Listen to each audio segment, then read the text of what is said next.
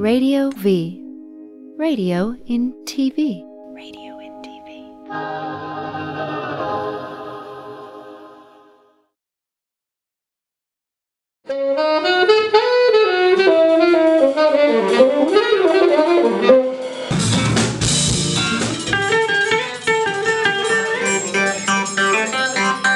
Two things working against me. The strings are too big and the effects are down here. So we good?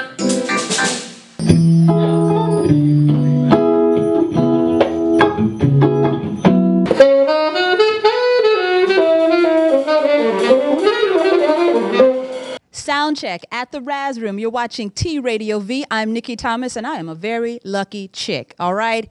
We just saw a great sound check here at the Rrazz Room with Confunction, one of my favorite groups of all time. Yay! Michael Cooper is here. Felton Pilot is here. How you doing? I'm good. I'm very blessed. You know, I'm in here, hey, we got to do it. We're going to have a good time. You got to do it. Okay, so Soundcheck is something that most people don't get to see. They don't get to see that part of it. So let's get a little bit more familiar with what you do when you're doing a sound check. What exactly is happening? Well, the biggest enemy of the show is feedback. So when you got that, everybody knows what that is. That woo-wee, all that crazy noise that just comes in out of nowhere.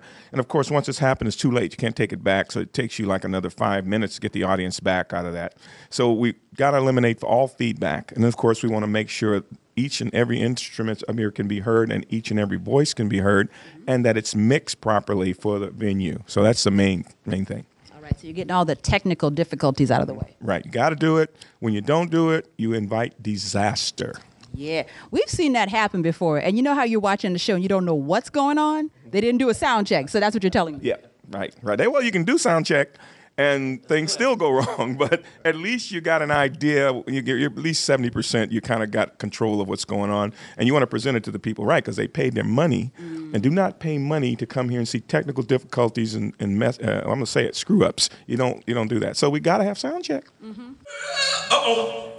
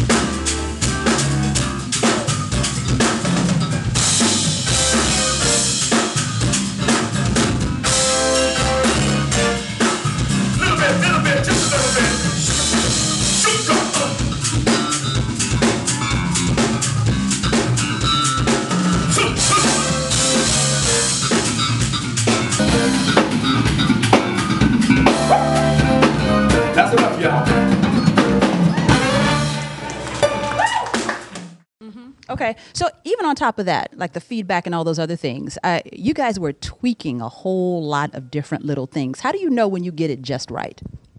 Well, Felton is the real perfectionist. Okay, let me move over to Felton then. He Okay. knows. there's a complicated system up here. When you're sitting out in the audience, you'll see that there's these little boxes here on the stage, right?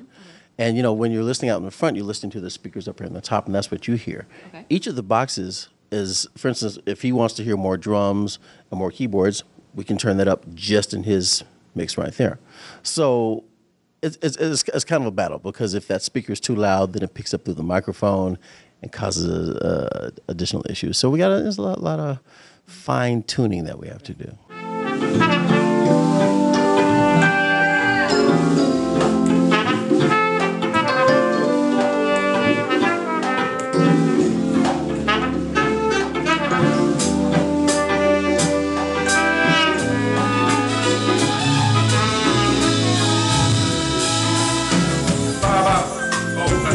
First verse, I'm sorry.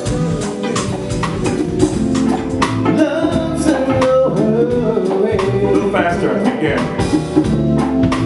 Just take your time, love oh,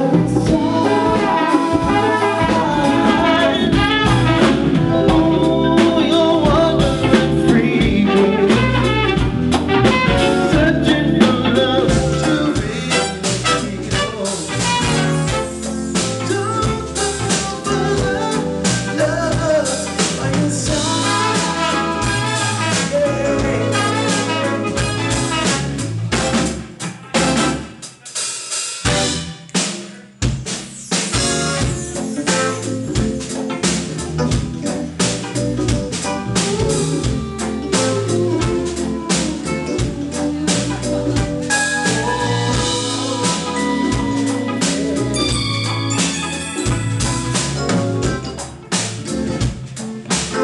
That's the first one right there, right?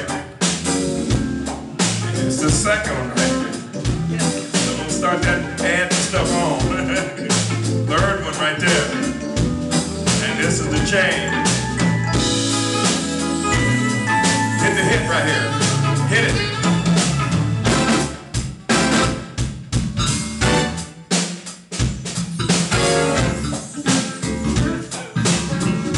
That's two.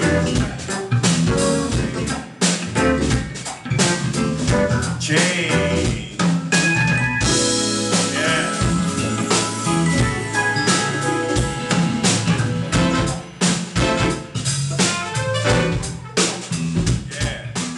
Okay, so just wrapped up opening night tonight here at the Rrazz Room. How are you feeling about the show after that, that whole process? Well, first of all, we feel right at home at the Rrazz Room. And the Rrazz Room, if one has never been here, you know that this is the most intimate setting you can possibly put in any venue, because we're literally sweating in their food. Yummy. Literally, people are sitting right here, right under me while I'm playing guitar. Carl's emptying the sweat out of his trumpet, and it's right here. So that's kind of cool, because big groups like us and large groups like us, people usually don't get that chance to get that close. They're like 100 feet away, up in the cheap seats and nosebleed seats or something. Right. They don't see us. Well, now they get to see every little high definition nuance. That's actually very hot. Yeah. If you could say, I got some Michael Cooper sweat in my food, it's like, I'm taking this home. See. But that's what we mean by intimate. Yeah. Other places you don't get that. That's true. That's true. I like it. Okay, so you guys have been together for a really long time. Yep. You revealed the answer to me a couple of days ago, but remind everybody how long you guys have been together. Coming up since Project Soul, right at 46 years.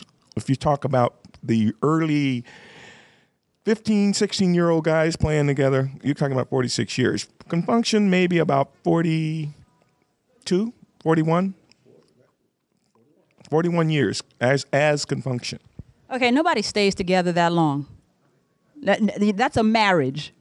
That's a marriage. How do you make it work? Bands have been described as a marriage without the sex, and it is, because we start off as a family, And I think one of the things that really glued us together was the point where we left Vallejo, California, to go fend for ourselves in Memphis, Tennessee. Right? We only had ourselves to depend on. So, for like almost a year and a half, we were each other's family. So how long did it take to get past and the disagreements and all that other stuff. We're not past to, No, it's never over. It's never over, which makes, it's sometimes a good fight makes it's strong, makes you strong. Good lemon squeezer, good cussing out, it helps things move along. Like sometimes you got to take a laxative to get things moving. And that, what can I say? That's as raw as I can put it. But that's why you stay together a long, long, long time. And of course, it doesn't hurt to have a little break. I went on a little break myself, did a little solo stuff. Right. Felton went over and did his Hammer thing, MC Hammer, all those millions of sales. And we came back. I had top 10s, 5 top 10s. We came back and I said, hey, let's do it again. And here we are, like 16 years, second version of Confunction. Wow. That's amazing. Okay, like I said, everybody can't do it. And the first thought I have is like, okay, why don't you guys write a book? But I thought I heard you say something about a book not too long ago. What's up with that? Well, I'm going to do that. Right now I'm up to my eyeballs in Confunction's new CD, which needs to be in the book because now it's dramatic as heck. So the book is called On Love's Train, The Life, The Loves, The Man, The Music. And that's what I'm writing. That's why it's going to be titled Michael Cooper on Love's Train. But there's so much to put in it. I mean, I got to wait for the election to come around. I was hoping the 49ers would win. Of course, yeah. I mean, we've got the whole Sound of Grown Men CD, which is becoming just unbelievable. I mean, it's coming together so well. I can't believe that. So all that it's got to go in the book. So it's going to be a serious book. Hopefully I can get it out top of 213. Wonderful. Okay, let's talk book, all the stuff that happened. I know there's a whole lot of autobiographical stuff in your music too. Now I already talked to Michael about this, so we'll ask you about some of the songs that you guys have done that are actually true stories. What's the first one that comes to mind? The first one that comes to mind is a song on our second CD called "A Tear in My Eye." Okay, let me tell you how true this was. My ex-girlfriend was sad about the fact that we had broken up, and she had written me this poem, and it was beautiful. And the lyrics for "A Tear in My Eye" was exactly that poem, exactly as she handed it to me, with the exception of me adding "a tear in my eye" twice. Did she get a cut of the money? It made $10,000. She most certainly did. Wow. Okay, I've got a tear in my eye. That's that is amazing. Okay, so you guys have been together for a really long time. You're still doing it. Another thing I noticed, the sound check, it's not all work. It's a whole lot of fun for you guys, right? This is still my fun. I'm blessed to get paid for something I'd almost gladly do for free. There've only been a couple of days where it's actually felt like work. This is my enjoyment. Okay. All right. I'm here with Michael Cooper and Felton Pilot. We're here at the Rrazz Room in San Francisco, and these guys are about to just tear it up tonight. And I can't wait.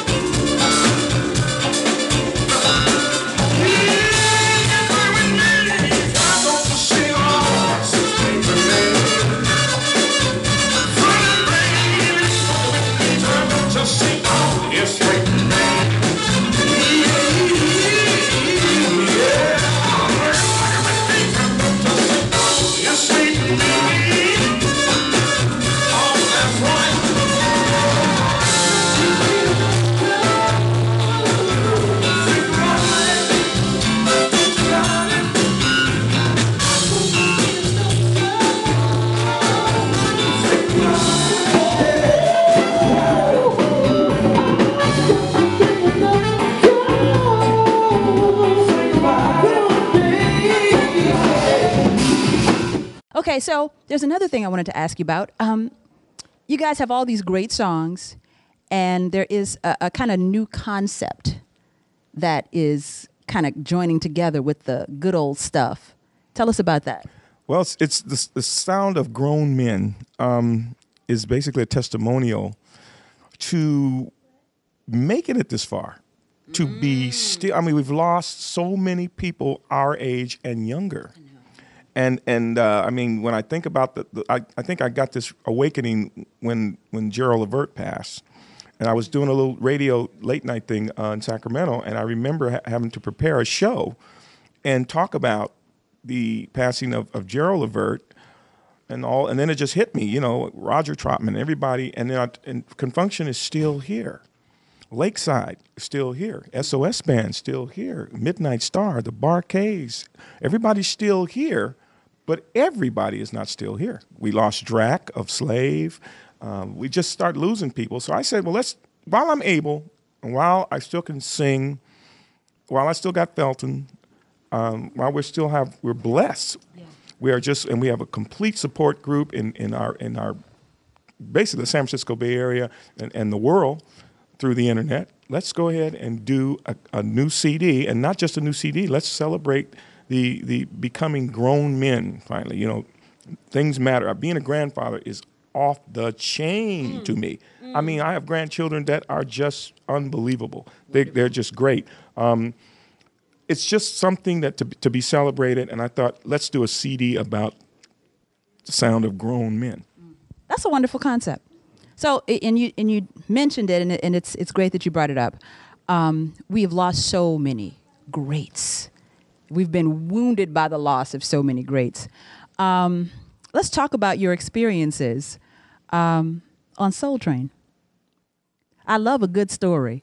Share with us a good story about Soul Train. Wow. Good story about Soul Train. Let me see now. When we were doing the one where we were doing, was it Got to Be Enough, and what was the other song we did? I can't remember what it was. Spirit of Love. Spirit of Love.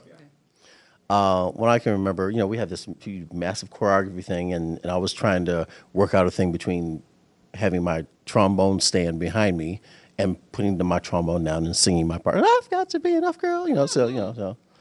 And at one point where I had picked up the trombone, I was moving too fast, and the stand had gone away somewhere, right? Okay. So, and actually, this is on Soul Train the other night, and I was watching it. I'm pointing out. Now, watch this. On the actual episode. This is on the actual episode. So at the point where I've finished playing the horn, and it's now time for me to sing, I twirl back around to go put down the trombone, and the stand is gone. I'm like, and you can see this on TV. I'm going.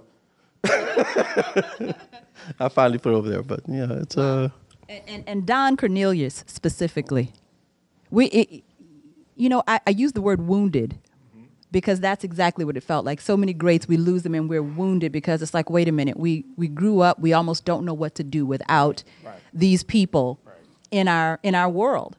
So Don Cornelius, tell us, I never got close to Don Cornelius. Tell us a little bit about him. Don was an imposing, Don was a very large guy. He's very tall, probably 6'4", and he had the voice to go with that. And to me, he was like the jock of television. He's just boomed his voice. And so he's a little bit intimidating. He checked Cedric one time on, what was it? Hard rock. He says, Cedric said, yeah, we're doing a little more rock. And he says, you're doing rock. Well, yeah, like hard rock, hard. Oh, okay, brother. I just want to see what you're talking about, I mean, he was just cool. He was just the epitome of host cool, and went out of his way to always talk. When the cameras weren't rolling, he had something good to say. Talked about the record. He just was up on his homework, and he made you feel right at home. We were there six or seven times. We did Soul Train, and then I went back as a solo artist, and every single time it was just, like I said, hippest trip in America, it was off the chain. Off the chain. Wow. Okay, that's a good way to kind of wrap things up, because when I think about Confunction, off the chain, opening night, I know you guys are ready to just rip it. You're feeling excited and pumped and all that stuff. We're going to get all the respect in the world tonight. Tonight, We get respect. Yes, baby. Thank you guys so much. And we're looking forward to this opening night here at the Rrazz Room. Soundcheck at the Rrazz Room on T Radio V. Nikki Thomas, thanks for joining us.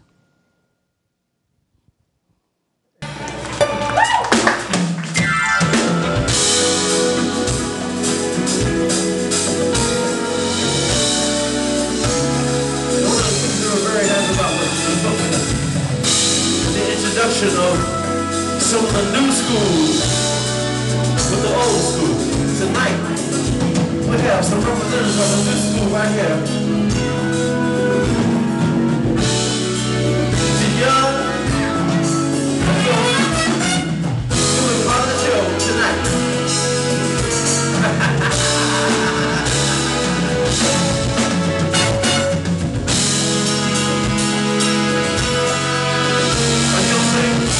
You know this song?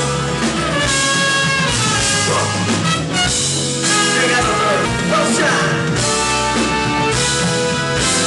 Put the love shine on our feet. Y'all check it out. How do we are?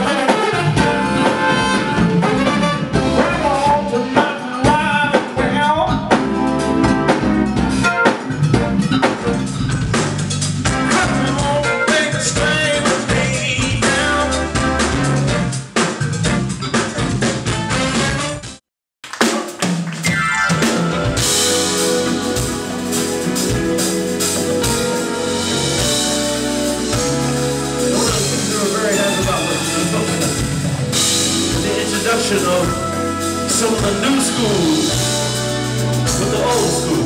Tonight, we have some representatives of the new school right here. The young, doing part of the show tonight.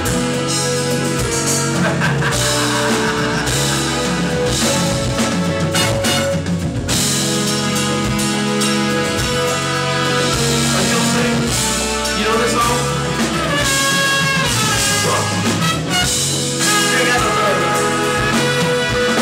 love shine.